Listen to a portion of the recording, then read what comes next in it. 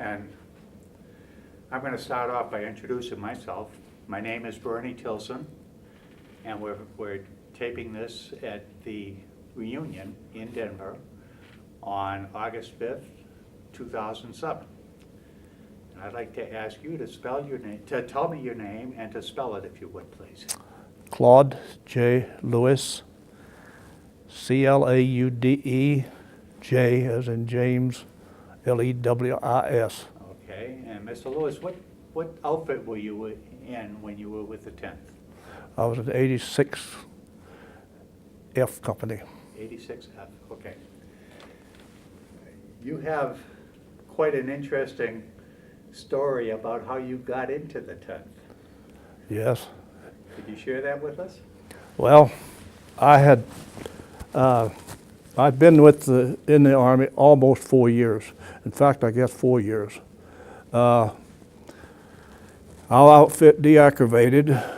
They gave me a choice of going back to Fort Reno, Oklahoma, or Fort Robinson, Nebraska, or they would turn my MOS number into Washington, D.C., and they would assign me. And I was a little stupid, I guess, because I let it go into Washington. I sat and waited for several months, and finally we got notice that I was to report to the 10th Mountain Division at Camp Swift, Texas.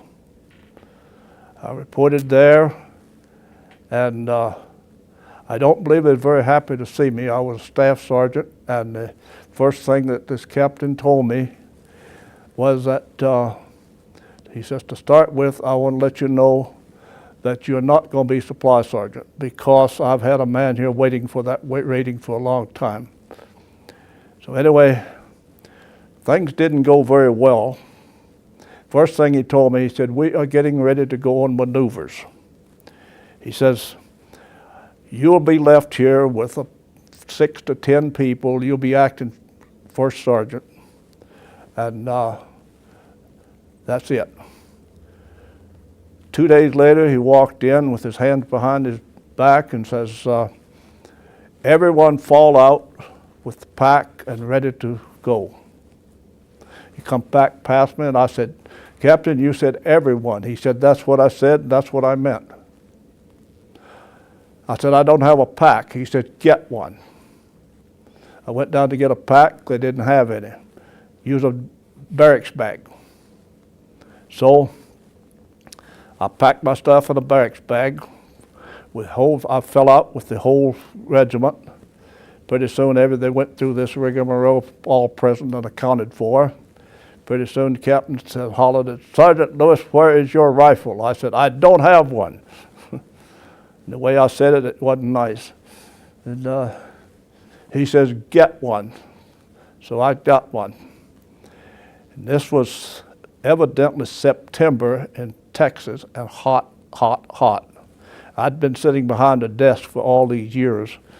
So I followed up with the rest of the group with a rifle with a sling around my neck and a barracks bag on my shoulder. By the time we didn't go too far until you'd see a fellow laying off to the side of the road. He'd passed out from heat. And I kept going. Pretty soon a Jeep pulled up beside me with the general in it and a driver. He pulled real slow along beside me for quite a while, and I never looked at him. I glanced quite a bit. You could see the star on the Jeep. Oh, yes, yes. And he speeded up and went on up to where the CO was at and slowed down again, and they drove along beside him. Pretty soon he backed up. He didn't wait for me to get there. He backed up, and he said, Sergeant, throw that barracks bag in this Jeep. Evidently he realized how hot it was and having a barracks bag on your back. So anyway, I did that, and when we got over the 20 miles, a lot of them had passed out. I was still there, had sore feet, but the barracks bag was there waiting for me. So I made it all through the maneuvers, so everything went fine. And, that's a good story. yeah, it wasn't nice at the time, but it I've forgiven the man. How long were you at Camp Swift before you got on the train to ship out? Short time. I'm guessing 2 to 3 weeks at the most. We got on the train and head for Virginia. So you really didn't have time to get acclimated and to get To know anyone. to know anyone, to get your muscles built up to this No, job? not a bit. And I was there in Virginia, and I was on charge of quarters. You know what that is. I was on charge of quarters. Well, let's go back a little bit. Things got rough, and so I went to the captain and I said, asked for permission to speak to the commanding officer. They gave me permission. I went in and I said, Captain, I would like to be reduced to the grade of private because I do not feel that I'm capable, I'm not trained in this thing. I do not feel that I'm capable of directing men to do things. He looked at me and he said, Sergeant, nothing would suit me better. But he said, I have orders here on my desk and I have to hold you at your present rank for such and such a days. Okay, we headed for Virginia on the troop train. Like I said, they put me in charge of quarters there and I had to deliver everything. Eventually, about midnight, I received an order that I was reduced to the grade of private and made private first class. And from there, we headed overseas. Tell me about the boat ride overseas. I had no problem with the boat ride. We was on this, I cannot remember the name of the ship. I've been told 2 or 3 different names. At the time, I thought it was a USS Pennsylvania that was a converted cruise ship. I was in the big recreation room, and there was 14 bunks up and down. You'd look up and you'd see a guy come over and some of them got sick. But thank God I was the second from the bottom. So everything worked fine there. Well, eventually we landed at Leghorn, Italy. How did those 14 guys Climb up the side. That's the only way they could do it. It wasn't nice at all. Okay, so you landed at Leghorn. Right, Was that your first landfall in Italy? yes. We were there just a very short time and they moved us out to a little town, I'm going to guess at the farthest, closest, probably 15 miles. It was an old bombed out building with cement floor, stone floor. One side of it was bombed out. And they put us in there like a bunch of pigs or hogs and just stretched us out. You laid your bunks down, you stepped down and claimed your bed. Thank goodness I was a long ways from the side that was bombed out because it was cold. And some of the guys went to town, drank a little too much, got sick. And you could hear them when they come across the floor. One of them, this one in particular, I could hear him coming a long ways. He'd go, oh, and eventually he got to my buddy's duffel bag, and the next morning it wasn't nice. He learned right quick to fasten the top before he went to bed. But that evening, I was still known as sergeant around there because I'd got stripes off, but the officers that knew me and everything, I went back where they were, and in this thing they had sawed off a barrel. These people did, maybe it was prearranged. They had sawed a barrel in half, a metal barrel, long ways, and it was filled with sand. And they would pour a liquid in there, presumably gasoline, and that was the fire and the light. I walked in there, I'd written a letter to my wife, telling her where I was at, and the nearest I could. And I walked in there, and they had been consuming a little alcohol. Some of them, there, you could see this black stuff streaming from their nose from inhaling that dang stuff. Anyway, this captain comes over and he said, Sergeant, have a drink with me. And I did. That was the captain of E company? No. Or F company? No, it was part of, it was one of the others. There was several officers in there. But the captain of my company was in there. And by this time, we wasn't getting along that well, really. So I don't think he would have given me a drink. But today, I've met him here, and we are good friends. I told What's his him. name? What's his name? Ralph Rideout, Percy Rideout. Percy Rideout. Mm-hmm. Mm-hmm. He's the one who gave you such a hard time. Yes. He says he doesn't remember it. Okay. I talked to him on the phone a few years ago, and like I told him, I said, Percy, it's been a long time, and I said, we just as well. I said, I was very bitter, but I said, I guess I've forgotten it. Age has kind of cured it. So I said, I think we should forget about it and be friends. And he agreed. That's great. That's nice of both of you. Yeah. When I walked in here the other day, I was watching for him, and he was standing there, and he would, if he wasn't glad to see me, he put on a perfect face. He grabbed me, and I said something about my daughter had been corresponding with him. He says, your daughter said, if I wasn't coming, that you wasn't coming. So he said, I came. So it wound up, he bought me a drink that night, and we had, night before last, we had dinner together. Wonderful, wonderful. So, I understand that later on this afternoon, you're going to tell us a little bit more about Percy, but we'll get to that part. yeah. Mm-hmm. Let me ask you where you went after you left that particular billet. Do you remember? No. First of all, do you remember the date that you landed there? December the 23rd or December the 24th. Okay. It was just before Christmas. Okay. And then where did you go when you left that billet? I don't remember where the next place was for sure, but we wound up a few days later, or a few weeks later, up at Pisa. Okay. We landed there and we bivouacked there right out on the, well, it's an old airstrip there at overlooking the tower. I mean, we could look up and see the tower standing there leaning. Do you remember how you got there? Yes. We took an old Italian cargo boat.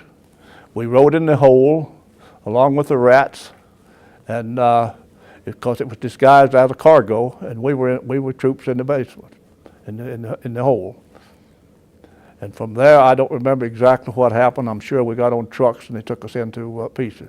Doesn't sound like very much fun in there with the rats. No, it really wasn't. But everyone was so tired. I mean, you just kind of forget about it. You just learn that's life. Mm-hmm. Yeah. And we were there. This is a funny deal, and I don't know who was to blame.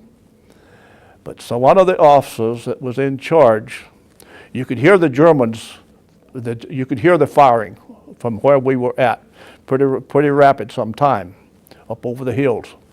You're in Pisa now, right? Yeah, we're at Pisa on the air base strip.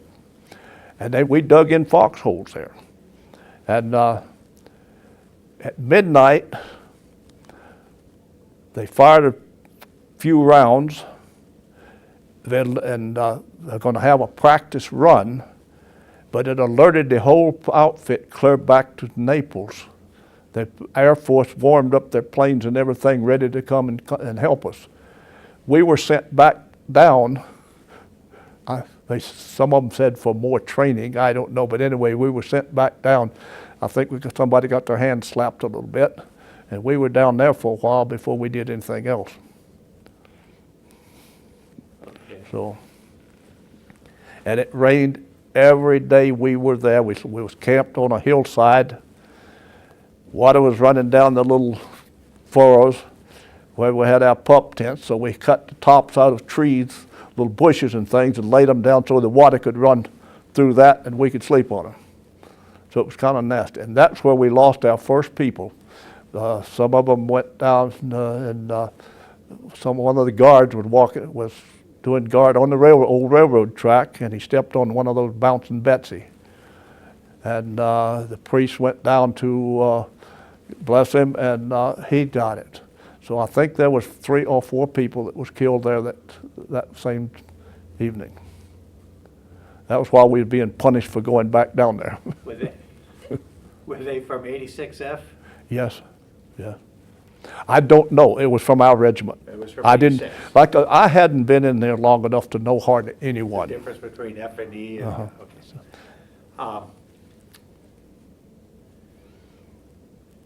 Do you remember where you went when you left Pisa? No. Okay. Do you remember leaving Pisa and how you left? I really don't. I know that while I was there, I was on a detail and went down to pick up food. We went to the bakery and we picked up hot bread and butter. I took a loaf of bread and put a quarter of a pound of butter in it and got sick. So that's took care of that. But it tastes good at the time.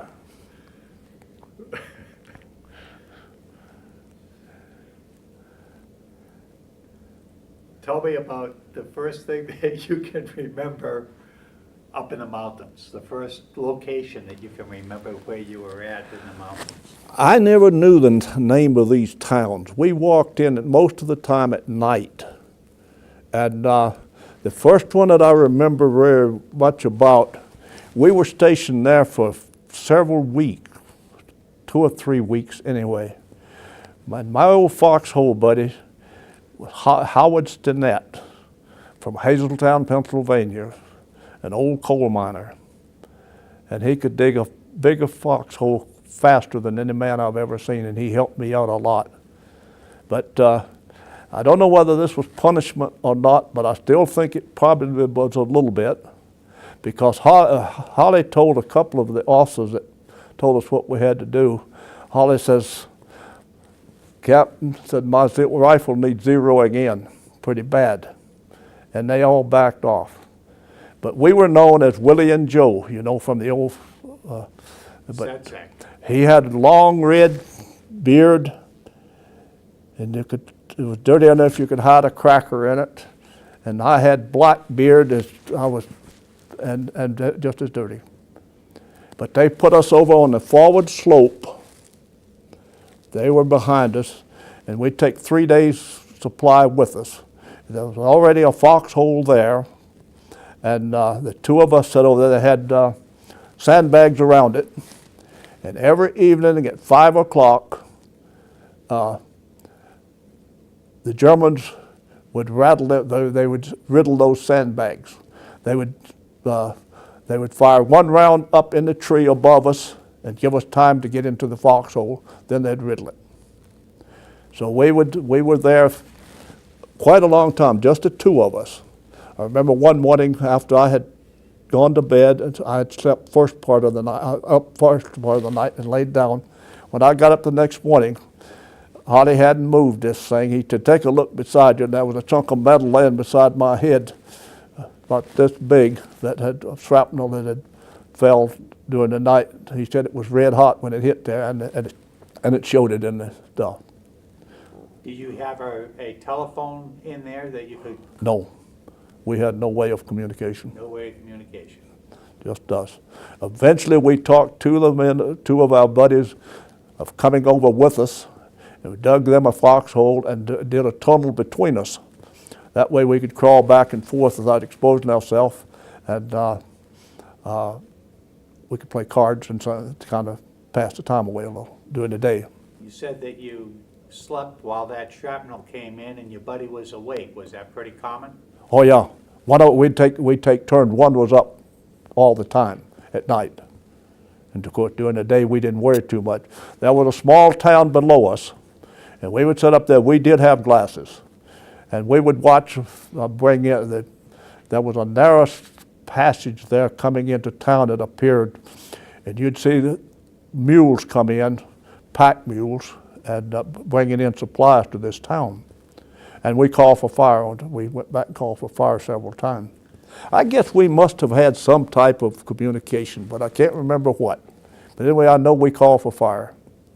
Did you get them? Yes. Yes. And we had prisoners that crawled up the bank and turned themselves in also. What did it feel like when you knew that what you were doing, as far as being that artillery observer, helped the effort? I don't know. It was just part of the job. Just part of the job. So I guess that was it. And I don't know where we went when we left from there. I just cannot remember. Do you remember the Riva Ridge and the Oh yes, definitely.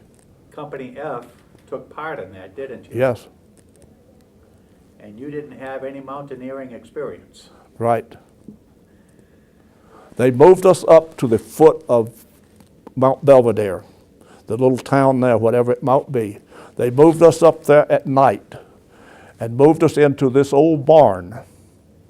We stayed in there the rest of the night, all next day, and the next night, at around midnight, possibly a little before.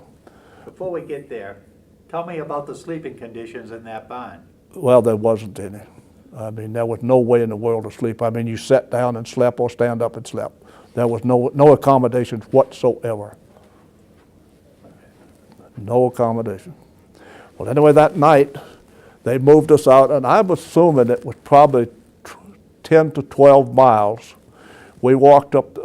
Now, we started off at the little town at the base of Mount Belvedere. And we were told there that the Americans had been kicked off of it a couple of times. They could capture it, but couldn't hold it. So they marched us up to this little town at the foot of Riva Ridge. It was at night. Of course, you couldn't see anything there, but they put us in an old saloon that was leveled with snow-covered top. And we spent the rest of the night there. I remember finding a door that I could take off of a building and sat down and made a bed out of it up off of the water on the floor. We stayed there the rest of the night, all next day. Wasn't allowed to smoke or outside in any way. And we could see the ridge from where we were. They told us that the only building that was left standing in that town was the Catholic Church, and we could see that. That evening, they gave us orders what we were to do, and we left from there at approximately 11 o'clock. We were dressed as light as we could. It was fairly cold though, because it was going to be heavy climbing. You were in a rifle company. Yes, I was in the rifle company, M1.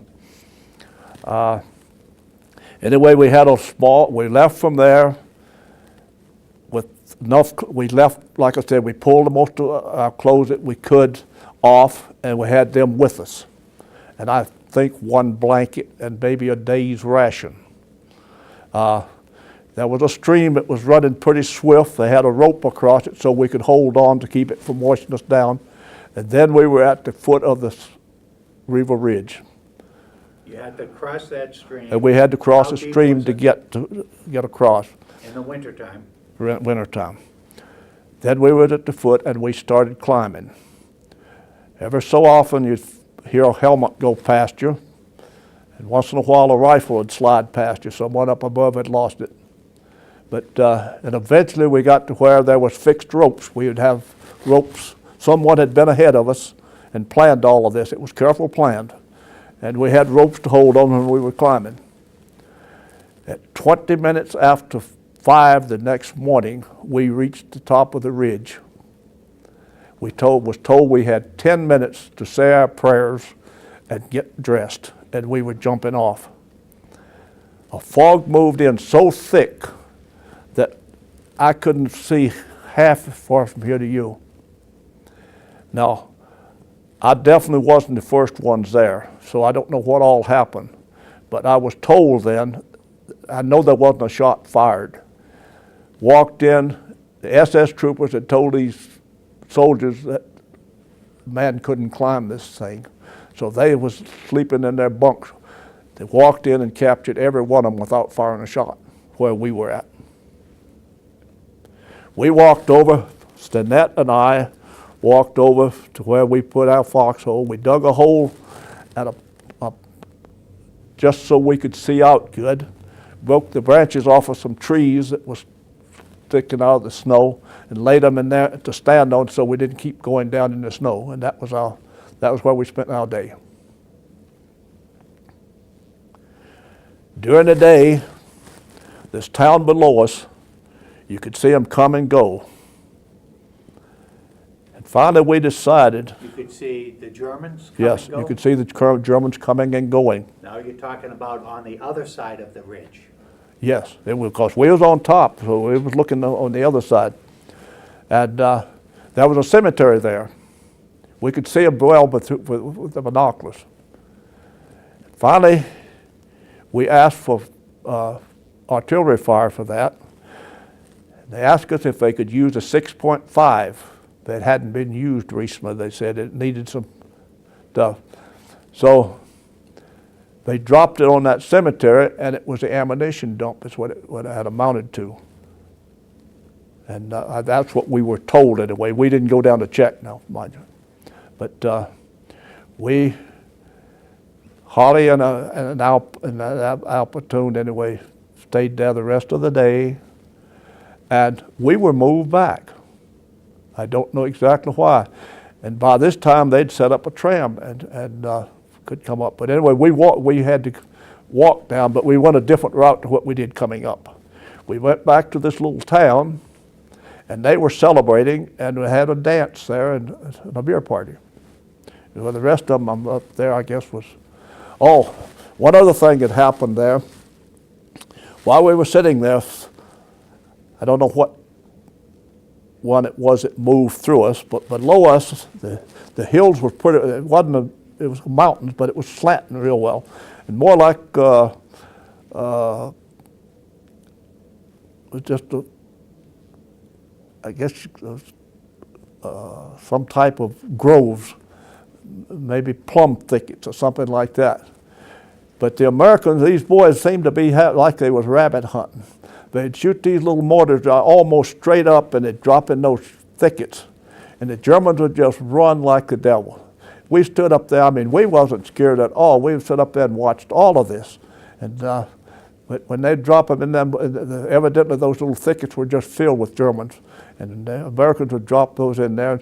And the boys that was doing it seemed to have a good time. It's like they was out hunting.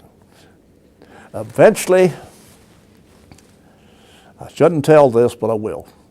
Holly and I was sitting there, and way below us, there was a road, you could see it, and there was 3 figures that was heading that way.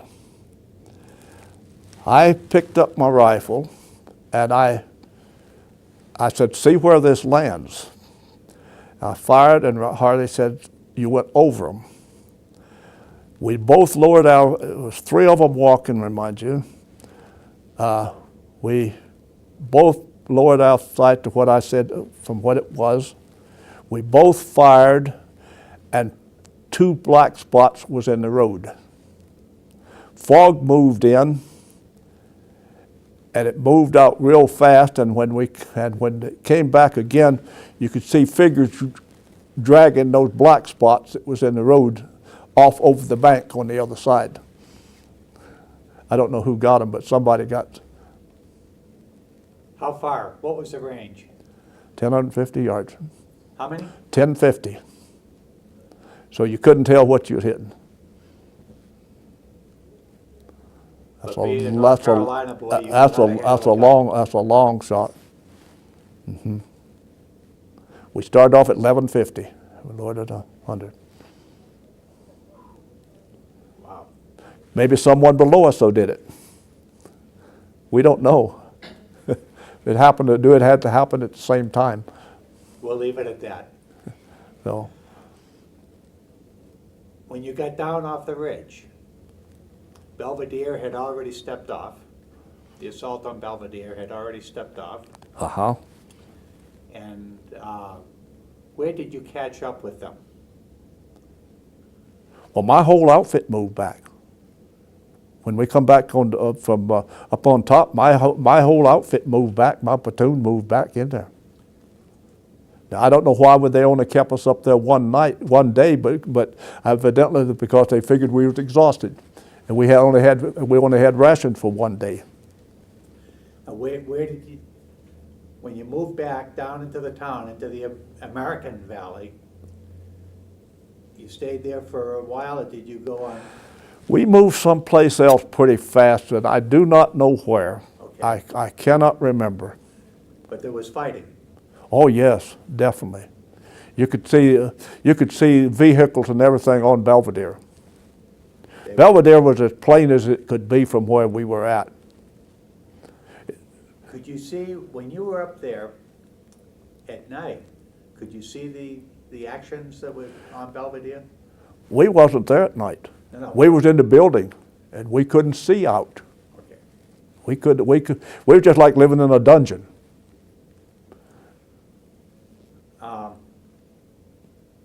When we came down and had the party, then we could see Belvedere, and you could see vehicles.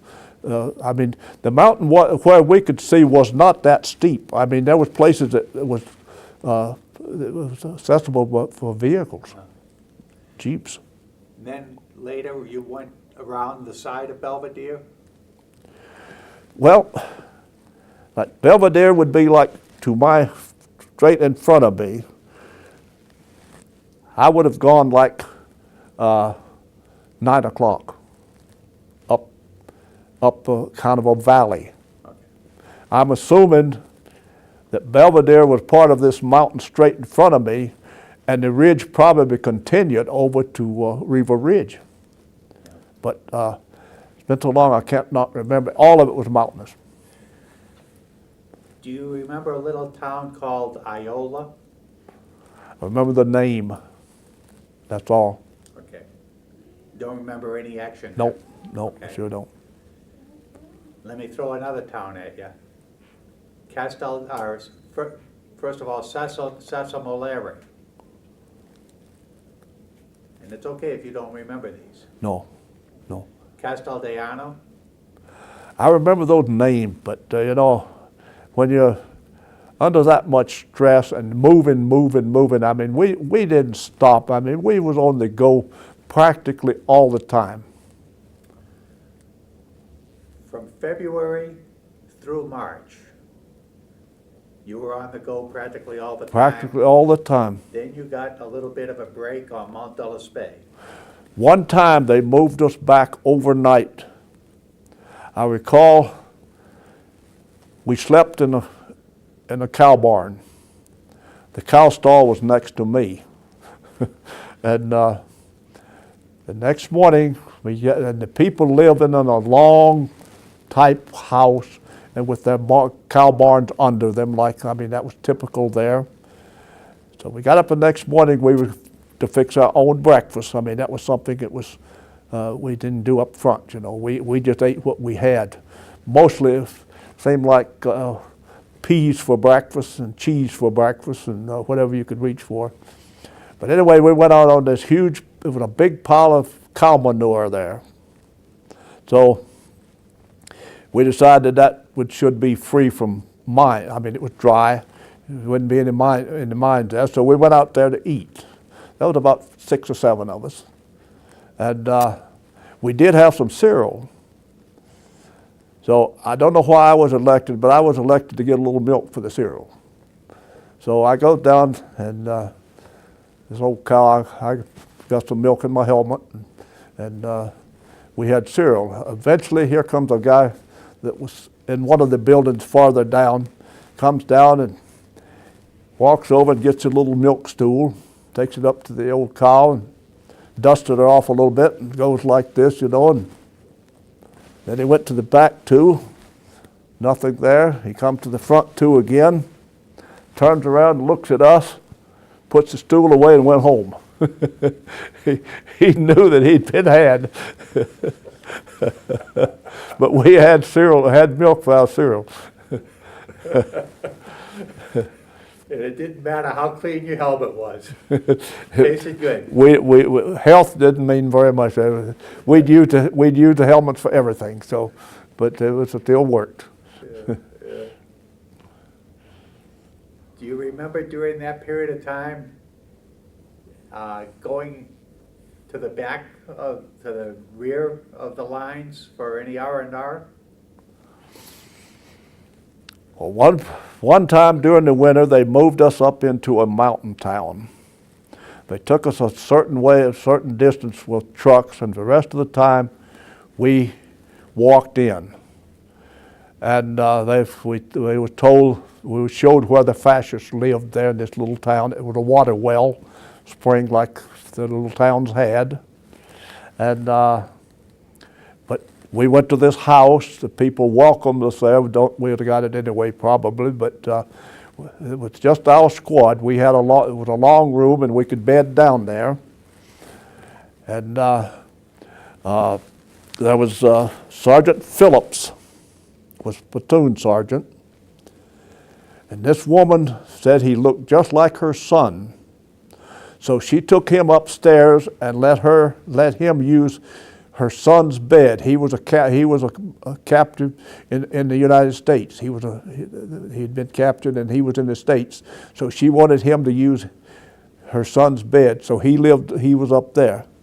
But each evening we would go out, they'd fix a meal and we'd go out and eat. We were there probably a week and a half. Some of the boys, some of them did ski patrol and went around and knocked out a few posts the Germans held. But anyway, we'd go out each evening and eat. And these people that we lived with, it was in a 16th century building. It was built out of old chestnut logs, large logs. And they said it was built in the 16th century. They had nothing to eat whatsoever. I mean, they were hungry. So we would eat, and anything that was left, it didn't make any difference what it was, we would bring back. It was all mixed together, but they ate it and was glad of it. So one Saturday morning, they decided they was going to feed us, I guess. They have out behind us, they kept the cow in this barn, and along beside that, there was little twig. They had twigs they'd cut into probably a foot long, and in little bunches about 4 or 5 inches round. And they were tied with another twig, and they were dry as a bone. Well, this one Saturday morning, we could not speak. We learned to speak a little stuff back south, but when we got up there, the dialects was completely different. And so anyway, they let us know what they was going to do. They built a huge fire in the fireplace, and then they went out and got brought in a looked like a milk stool turned upside down, and it had a lot of clay plates on it. The plates they were just homemade plates that was made out of clay. They took all of these out and laid them on the fire that they built. She goes out and gets a bunch of flour, and that's chestnut flour. She mixed it, and these plates were hot. Then she mixed another batch and made a pound of bread, and she put it in the Dutch oven up beside this thing. Well, she cleaned this side, she puts coals in there, and then she pulled them out and dusted that completely. Then she put a couple of loaves of bread in there. In the meantime, these plates were getting hot. She mixed batter just like you would pancakes. Then she brought in a little packet of green leaves, chestnut leaves. They were dry as a bone. She wet them. She would reach down and get one of these plates. She lays it down. She puts these green leaves on the top. Then she puts batter on it. She puts green leaves on that and another layer on that, and she kept on till this thing that was upside down was filled, so it had 12 to 15 plates. And that's how she fixed her pancakes and served them to us. How did they taste? Like green leaves. I ate them, but I sure didn't like them. But some of them thought they were delicious. But they were doing their best. They wanted to do something for us because we had helped them. And each night when we would go out to eat, these party johns, I know you've heard of what they call, they would be sitting there with their, some of them would be sharpening knives, some of them were just sitting, but they was one of the first that was served. They always got their eats. But one of the guys one night had a ski cap on, and one of them walked over and got it, and he cut the brim of it off. And he couldn't speak very good English, but he let him know that this cap, at night he couldn't tell the difference between that and a German cap, so not to wear them. So no one wore ski caps after that with the long bill. So that taught us a lesson. Go. Let me bring you up to Mount Ellis Bay on April 14th. Well, we marched up there. They don't tell you much, you know, what's going to happen. But we marched up there, and the way I remember it, it had been a long march. One of the things outstanding, we crossed this little potato patch, and there was potatoes laying quite a few on top of the ground because shells had hit that and bombs had been in there. We didn't pick up any because we were loaded. But eventually we get up there, and there was a mess tent set up, and quite a few people around there evidently had been there for days. Then they told us at first that we were to jump off the next morning. Then we discovered that President Roosevelt had died. So I happened to go down to by this time we were seeing what was going to happen, and I went down to the mess tent, and there was a 32-gallon container there, and I see the man one of the cooks go over and dump bacon grease in it. So I asked him about some bacon grease. No, he says, if I give it to you, I have to give it to everyone. I said, I won't tell anybody.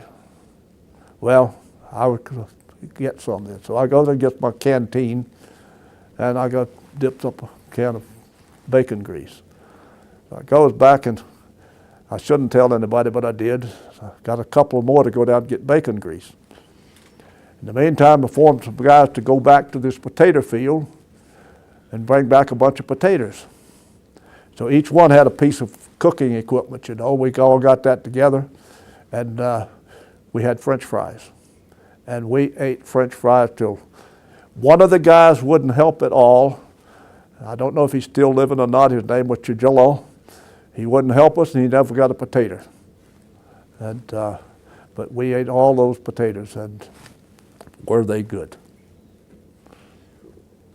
A couple days later, you stepped off on that April 14th offensive. Yes. I was ready for bed, and Sergeant Dan Phillips, we'd become very good friends. Dan was platoon sergeant, but he did a lot of favors for me, knowing it. I'd kind of got kicked a little bit when I went in there. Dan comes around about 9 o'clock, said, Claude, I know you're a married man, and I'm just going to ask you, I won't order it, would you be first scout? I said, Dan, I know what the percentage is on this. I said, I've got to think about it a little, Dan. Well, I laid there and I thought about, oh hell, if I get it one way or another, so Dan, I'll go. So the next morning, I don't recall the time that we left, but we took off. So I was the first man out there. There is no doubt in my mind whatsoever Do you remember seeing the target that you had to run to? Oh, yes. What We, did it ru- look we, like? we run down this hill. It wasn't really a mountain, it was a slope between. And we was running as fast as we could, there's no doubt about that. The planes were to our right. They were dropping these neutron bombs into the buildings all around us. We headed down and there was a little slope, a little ditch. I hit that and run out not more than 100 feet. And about that time, fire from every direction, including tracer bullets, just come in from every direction over all of us. They let up on everything. We was given orders to crawl back. So we crawled back to this little ravine. That for just a little bit, and they gave orders to go again. We got about the same distance. Same thing happened. They gave orders to crawl back. And when I crawled back then, I discovered that Percy had been hit. He was hit. Percy Rideout. Percy Rideout, he was hit. And they said in his face, now I did not see the man. But anyway, we was left there while they had to do something different because we did not have a leader. They moved some heavy 50s up there on us in this same ditch, and everyone almost got killed because the Germans tried their best to get them knocked out. They didn't like them at all. Well, then here comes Ralph along, captain, and instead of heading us straight out like we were going, he pulled us back, and we went around the edge of, it was trees and buildings eventually. I recall the first time that we really saw live action there. There was a road that had been cut in the bank. So it was straight up on one side and straight down on the other, but it was a road.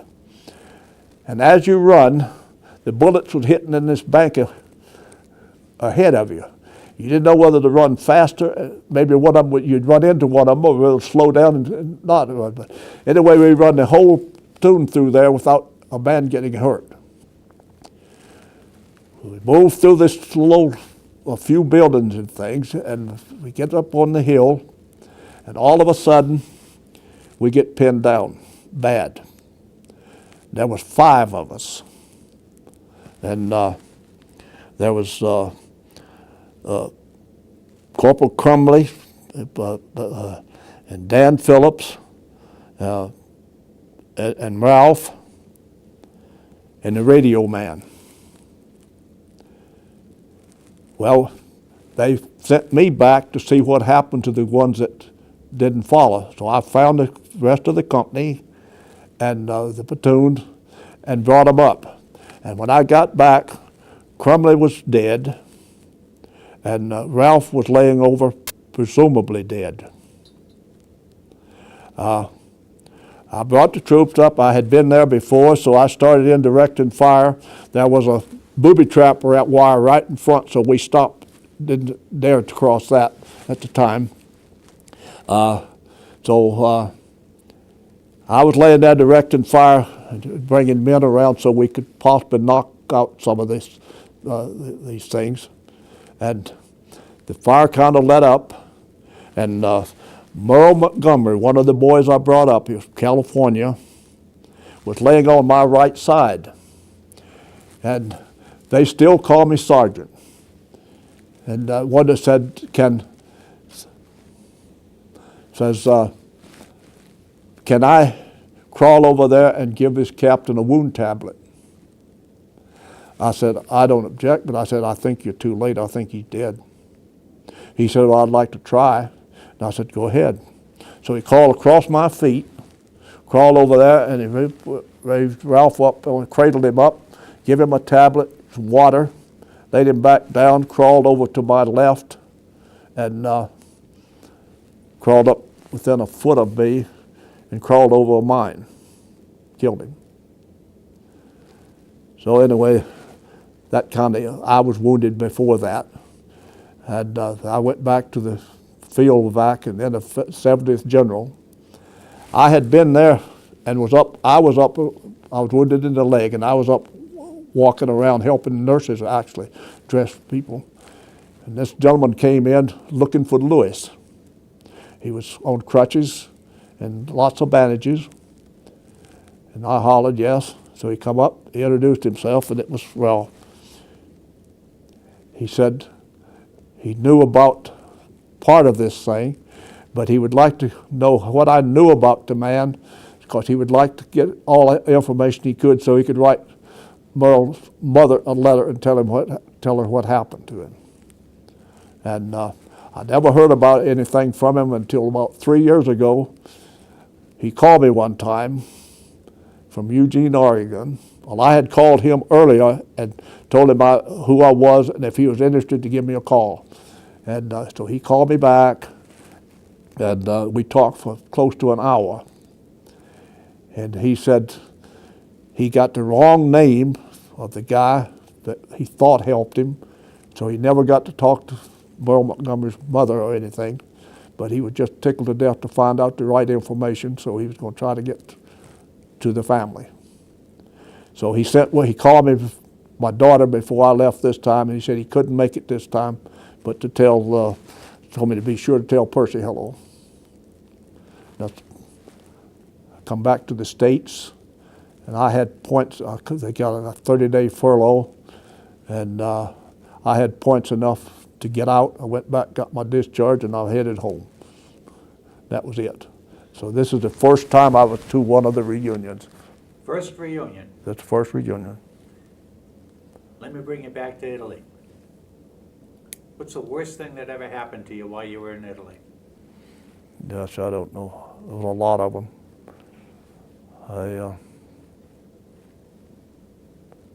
I don't know what to say. Probably some of those nights that you spend in a barn or something. Well, that was some worse than that, because we spent some nights that there was no place to stay. You'd we wore those, I think they call them lumberman's boots. They was leather tops, and we carried a pair of extra inner soles with us, liners. We'd put the one in on our chest to dry it, and two in the boot. And then at night, when you got time, you'd pull them out, you'd move the one that was on top to the bottom, because the bottom one would be soaking wet from perspiration. You'd take the one that you had on your chest and put it in the boot and put your cold foot on it, and put that wet one back on your chest. And sometimes they didn't smell the best. What's the best thing that ever happened to you in Italy? The time that they told me I was coming home. With the time that you spent in the 10th Mountain and everything that you did afterwards in your life, did the 10th Mountain affect the experience in the 10th Mountain? Did that affect the rest of your life at all? Possible. I made quite a few good friends no longer than I was there. Danny Phillips, Sergeant Phillips, he was from Pittsburgh, Massachusetts. Danny stopped by to visit me, and on his way he went to Washington and worked for Boeing Aircraft and died. And then I met him in Yellowstone National Park and spent a week up there with him. And so I've seen quite a few of the people that Howard Stinnett was a coal miner. He got back to Pennsylvania, bought himself a new dump truck, and hauled coal. His wife tells me that she was standing on the back porch. She saw him out there with the hoist up in the air with a broom cleaning off the exhaust system because it was smoking. He hit the trip, let down on him and killed him. I've corresponded with his son since, because Holly always told me about his son. So, So I guess what I'm getting then is that the most important part of the 10th to you is your buddies. Yes. Just like I say about Percy, we became actually pretty good friends. At the time, but he had a job to do, and I guess he did it. Is there anything else you'd like to tell us that we haven't touched on? No, I don't think so. I bought one of those. My daughter gave me one of those films on for the last ridge, and I thoroughly enjoyed it. And I'll keep it, and I'll probably show it to a lot of people. But, I'm 85 years old, so I've seen a lot in my life. Mr. Lewis, I want to thank you for sharing all this with us. You're sure welcome. I hope it helps somebody someday. It will. It will. Thank But some of it I had fun with. Most of it I didn't.